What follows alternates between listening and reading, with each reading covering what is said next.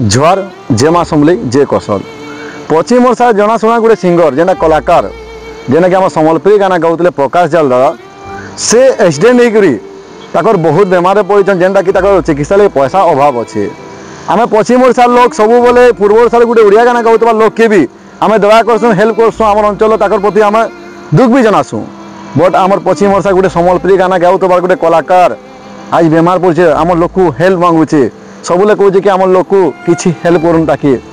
ताकू किसी हेल्प करबे बोले ये अंचल लगी जे गाना गाउवा कलाकार ताकू भी भल लगवा कि मोर माटी लोक मैंने मत हेल्प कले बोले मुझे ठीक ही पार्ली बोली मुझे पश्चिम ओडिशा कोसलांचलवासी की अनुरोध करमी सब यूट्यूबर भाई मैं अनुरोध करमी सब कलाकार मैं अनुरोध करमी प्रकाश जाल दादा गोटे गोटे वीडियो छाड़न जेनता कि अकाउंट नंबर दौन जेनता कि